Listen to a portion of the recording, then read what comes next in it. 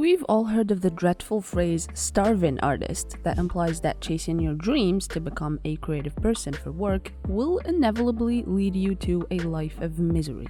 Fortunately, this is less the case nowadays, as the entertainment industry has become a behemoth of an industry requiring a lot of labor to maintain. And in our video today, we're going to explore how you can make money in the creative field of 2D animation. So let's jump right into the video. Before we do that, let me tell you about our sponsor for today's video, Eagle App. Eagle App is a media asset manager that helps you organize, gather, and look through all of your references, images, audio, video content, notes, and so much more, all in one place. If you are tired of skimming through dozens of folders before you can find one reference that you need, or maybe you are starting a new project and you need a library of assets or references for inspiration, well, Eagle might be just the solution for you. With so many ways you can reference your files and so many types of files you can import into Eagle, because it is virtually able to read any file format. You can even capture websites or save videos from online websites such as YouTube or Vimeo. Furthermore, Eagle makes it even easier with the browser extension to integrate right into your navigator and allows you to capture whole pages or a portion of them. And all the screenshots get automatically tagged with the website URL, so you can easily go back and check the original website. Also, Eagle has one of the most robust search functions ever. You can search your library based on the colors in the image. For example, you might want inspiration from images with red colors, and you can look up all images with predominantly red colors. You can also look for assets by name, size, dimension, format, date, and so much more. If this sounds good to you, which I think it is, you can try Eagle App now for free. You will find the necessary links in the description. A lot of corporations need 2D animators to do animations, but not necessarily be a full-time employee, where you work with the company on several projects. These companies can vary from those specialized in the animation and entertainment industry who need mini animated films or what have you. They can also be regular corporations who want high-quality animation to make their ads or their educational material without having to make a live ad with a real setting and people, which can cost hundreds of dollars more than an animation. You would need a portfolio to present to any kind of client and do any kind of work. But with this category of clients, it's absolutely important to have a professional website with your best and most polished projects to present to potential clients what you can do for them. Having a strong and good professional relationship with such clients can make them a regular and returning client, and might even make them recommend you to other companies. With the rise of social media, we see a lot of people wanting casual commissions.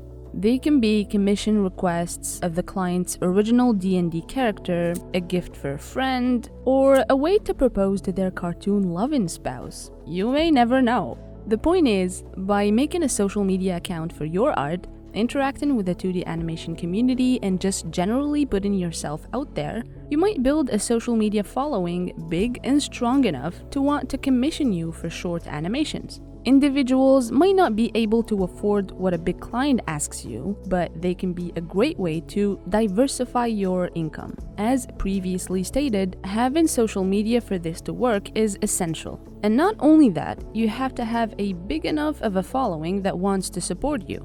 In addition to having the aforementioned side hustles, you can also work for an animation company that works as a vendor to another company, providing them with animation for whatever purpose. Or an animation publisher, like say Disney, for example. You can work in a number of positions, from doing storyboarding to doing the final coloring. It's notoriously hard to get these jobs and get your foot in the door. You might need to have connections and build a network that would recommend you, or do unpaid internships for you to be potentially considered to be employed, as the market is saturated, actually.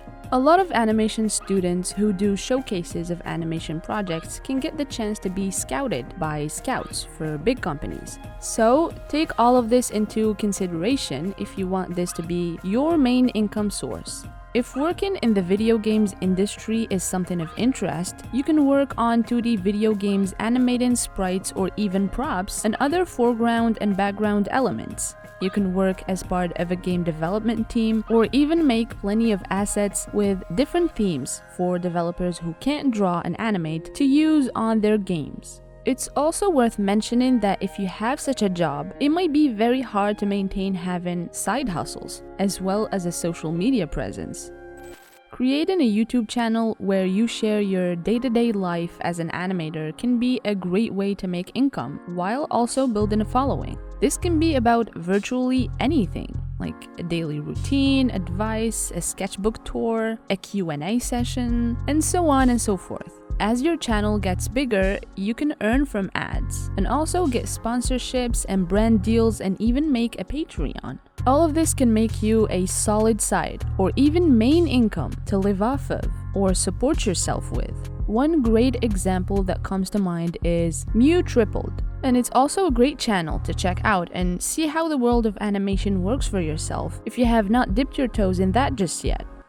If you're confident in your skills and find yourself experienced and knowledgeable enough to give good and educational content and material, you can use that to create tutorials and courses on YouTube, Gumroad, or Patreon. There are also platforms made specifically to host educational content that you can teach on, such as Skillshare, Coursera, or Udemy. The more popular and skilled you are, the more people will want to get your courses. So, if you already have a strong following, making money out of creating educational content would be less challenging than if you did not have a platform. So, keep that in mind.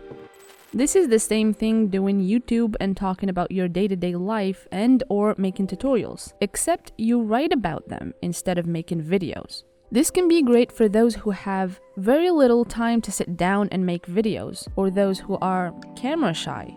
You can monetize your blog using ads and sponsorship and make a bit of a side income. It might be a little hard to get attention on a blog, a bit more tricky than making a video since audio-visual media can attract people more, especially since they can put it in the background as they work on their own project, and especially if it tackles an interesting topic. People would want to have access to that without having it to be the only thing they do. It's the age of multitasking after all. So take this into consideration. You can make a podcast version of your blogs to widen the reach of your content. Lastly, you can make small-scale animations featuring your own characters and storylines. Granted, this will take a lot of effort, time, and probably money depending on the scale. But if it's popular enough, you might be able to monetize the videos. And if your characters are popular enough, you can create merchandise around that and sell it. We see this in many animation channels, such as The Odd One Is Out and Jaden Animations. We saw these two channels at the height of their career having huge followings and being very relevant and popular. The hype around storytime animation channels has certainly died down like any other trend now, but the aforementioned still get a good number of views and even comments and interaction in general. Let it be known that as a freelance artist, it's best to diversify your revenue streams in case any one of them goes dry. Do not, and I repeat, do not put all of your eggs in one basket. Even as a full-time animator, you may never know what can happen, so make sure to not stick to just one of these options. It's also best to have a work-life balance and not overwork yourself to the point of burnout. That can be a sure way to put both your mental and physical health at peril. The good news in all of this is that making money as an artist is no longer a myth or only an option to pretentious mustache-having artist with a canvas painted in Earl's Grey sold for thousands of dollars.